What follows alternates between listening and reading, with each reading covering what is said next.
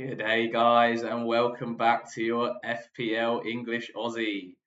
This week, we're gonna kick off episode 2 of our reviewing Premier League players' FPL teams.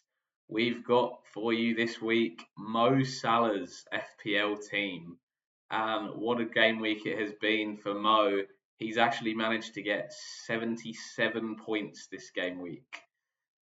If we go into his team now, you can see at the back he's got a double up of Man City with both Edison and Gvardiol at the back, keeping a clean sheet this week. He actually has Luca Dean from Aston Villa, who came off at the 70-minute mark this week, prior to Aston Villa conceding that last-minute goal at Bournemouth. So Luca Dean actually managed to get the clean sheet points for Villa this week, picking up 7 points. And he's also interestingly got Robbo over Trent at the back, so saving the 1 million at the back there, by downgrading Trent to a Robertson around 6 mil. In midfield, he's gone for himself as captain, unsurprisingly, delivering the goods this week with 20 points. He's kept Saka in the team for 9 points, and Maddison and Rodgers also fill out his playing midfield with Diego Jota still on the bench. Up front, he has a front three of Welbeck, Havertz, and the goal machine Chris Wood.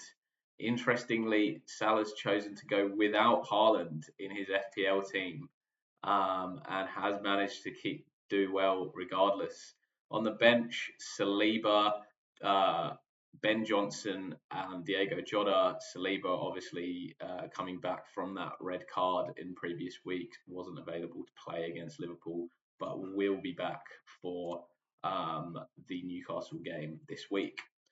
Looking into Mo's team, some interesting points to note is one, I think Liverpool had possibly commented that they weren't allowed to change fantasy teams this week because both Mo and Trent had not made any transfers. Maybe that's to do with them focusing on the game all week, not having time for FPL, or potentially trying to disguise what's happening from the Arsenal guys, if there was any way of them potentially seeing their teams, which should be unlikely, but perhaps they have some rules in place around changing FPL teams during the week and not wanting to give anything away in case there are some hacks or team leaks. So Mo this week, 77 points. Some thoughts. He's also on 1.39 million rank. Some thoughts on his team going forwards. I would say that at the moment, his team doesn't look like it needs too much changes. I would consider potentially, if he's looking to try and, at the moment Mo has 0 in the bank, so if he's looking to get some money into his team, potentially move Saliba on. Arsenal have not been looking fantastic at the back, and now Saliba's back. It looks like Gabriel's got injured this week. He's hurt his knee and gone off during the game against Liverpool. Marino was, although apart from the goal, looked a bit shaky, making some errors at the back. And there is potential to go into maybe the Wolves defence and an Aït-Nouri who scored this week, to take about 1.5 million, where he can potentially look to upgrade elsewhere. Other upgrades, downgrades, Diego Jota, obviously, we're unsure on when he's going to be coming back to that Liverpool team. Mo will obviously know better than we do, and it'd be interesting to see if he does make transfers next week, whether he keeps Jota in his side or whether he looks to move him on for somebody else. That might give us an inkling on how long Diego is potentially out for in this Liverpool team. Interesting, both Trent and Mo have both gone for Jota in the side, and that really does show that he is that first choice striker under Slot before this injury. So that's an interesting insight into that Liverpool team. Other movements that he could look to make, potentially moving Maddison for somebody else in that midfield, looking to try and get the money out of Saliba, Robertson, Havertz, and upgrade that Maddison to another big hitter and premium in the midfield, such as a Cole Palmer. I would think that he's probably going to keep both himself and Bukayo Saka over the next few game weeks once Arsenal's fixtures start to turn good. But yeah, maybe he could go into potentially a Palmer, an upgrade, maybe a Maddison or a Jota, and try and pull the money out of some of the players on his bench and in his defence. Um, Interestingly for Mo, and um, we'll show this here, is he has played his free hits so far this season. So this is FPL game week, which allows you to see your mini leagues and how they've been doing in the mini leagues. You can see here Mo's in a league with Trent and some of the other Liverpool players. You can also see this game week Mo pulled in 314,000 in the world and currently is sitting on 539 points after this game week.